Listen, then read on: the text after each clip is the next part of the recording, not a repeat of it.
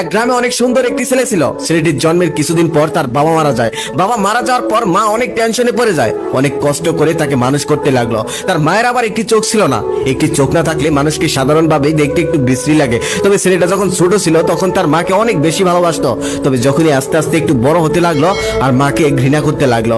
একদিন তার মাকে সোজাসুজি বলে দিল, তুমি আর কখনোই আমাকে আনতে স্কুলে যাবে না। তোমাকে দেখে আমার বন্ধু বান্ধবরা হাসাহাসি করে, আমার লজ্জা লাগে। তুমি আর কখনোই আমাকে আনতে স্কুলে যাবে না। মাকে সে ঘৃণা করতে লাগলো তার চেহারা সুন্দর না বলে।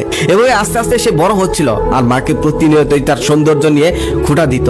মা এটা নিয়ে অনেক কান্না করতো, তবুও মা তাকে অনেক কষ্ট করে মানুষ করলো। লেখাপড়া শেষ করার পর সে একটা ভালো চাকরি পেল। চাকরি পাওয়ার পর সে একটা বিয়ে করলো। তবে বউটা বাড়িতে এসেই তাকে সোজাসুজি বলে দিল, তোমার মাকে ডাইনির মতো দেখতে লাগে। তুমি যদি তোমার মাকে বাড়ি থেকে না তাড়িয়ে দাও তাহলে আমি নিজেই চলে যাব। কি আর করার, বড় লোকের মেয়ে, তার কথা তো শুনতেই হবে। তারপর সে তার মাকে বাড়ি থেকে বের করে দিল। মা কান্না করতে করতে বাড়ি থেকে চলে গেল। আর 3 দিন পর তার ছেলের জন্মদিন ছিল।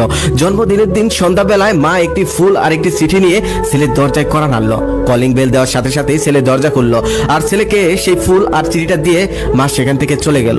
ছেলে তখন চিঠিটা পড়তে লাগলো। চিঠিটায় এমন লেখা ছিল, বাবা আমি তোর কখনোই খারাপ চাইনি, এখনো চাই না। তবে আজকে একটা গল্প শোন। তুই যখন ছোট ছিলি খেলতে গিয়ে তোর একটি চোখ নষ্ট হয়ে যায়। আমি তোকে ডক্টরের কাছে নিয়ে যাই আর ডক্টর বলে এই ছেলে আর কখনোই এই চোখে দেখতে পারবে না। এই চোখে দেখা আর কখনোই সম্ভব না। এই চোখটা পুরোপুরি নষ্ট হয়ে গেছে। আমি তখন এই হসপিটালের মেঝেতে ঘোরাঘুরি করে কান্না করতে থাকি। তখন ডক্টর আমাকে আশ্বাস দিয়ে বলেন, যদি কেউ একটা চোখ তাকে ডোনেট করে তাহলে সে দেখতে পারবে। আপনি কান্না করবেন না, হয়তো ব্যবস্থা হয়ে যাবে। আমি তৎক্ষণাৎ কিছু না ভেবে আমার একটা চোখ তোকে দিয়ে দিয়েছিলাম। সেদিন থেকে আমি ডাইনির মতো দেখাই, কুৎসিত দেখাই, তবে তাতে আমার কোনো সমস্যা নেই। তুই তো দেখতে পাস, এটাই তো অনেক। এই চিঠিটা পড়ার পর ছেলেটা কান্না করতে লাগলো। কান্না করতে করতে তার মায়ের পিছে ছুটতে লাগলো। তবে তার মাকে কিছুতেই পাচ্ছে না। যতই যাচ্ছে ততই তার মা আস্তে আস্তে মিলিয়ে যাচ্ছে। দৌড়াতে দৌড়াতে সে এক জঙ্গলের মাঝখানে একটা বড় বট গাছের নিচে গেল। সেখানে গিয়ে দেখলো তার মায়ের লাশ পড়ে আছে। লাশটা দেখেই মনে হচ্ছে আনুমানিক 3 দিন আগে তার মা মারা গেছে। মানে যেদিন বাড়ি থেকে বের করে দিয়েছিল ঠিক সেদিনই সে হতবাক হয়ে গেল, অবাক হয়ে গেল। তাহলে কে চিঠিটা নিয়ে গেল, কে ফুলটা নিয়ে গেল?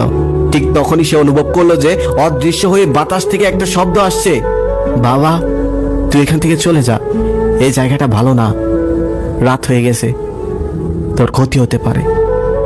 এক নতুন দম্পতির ঘরে সন্তান এলো। স্বামী স্ত্রী দুজনেই সন্তানটাকে ভীষণ ভালোবাসতো। একদিন মাঝরাতে সন্তান হঠাৎ কান্না করে উঠল। স্বামী রাগ করে বলল, এখান থেকে যাও তো, ওকে নিয়ে পাশের রুমে যাও।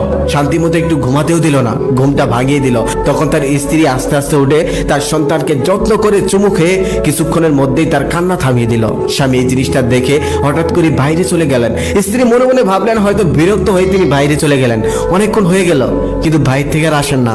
অনেকক্ষণ পর তিনি ঘরে ফিরে আসলো। ঘরে ফিরে আসার পর স্ত্রী তাকে জিজ্ঞেস করলো, এত রাতে আপনি কোথায় গিয়েছিলেন?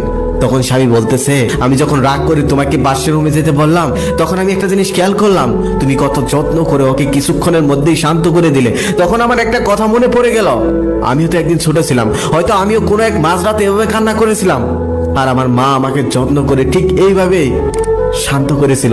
তাই মায়ের কথা খুব মনে পড়েছিল। তাই মায়ের কবরের পাশে গিয়ে কিছুক্ষণ বসেছিলাম, মাকে দেখে আসলাম।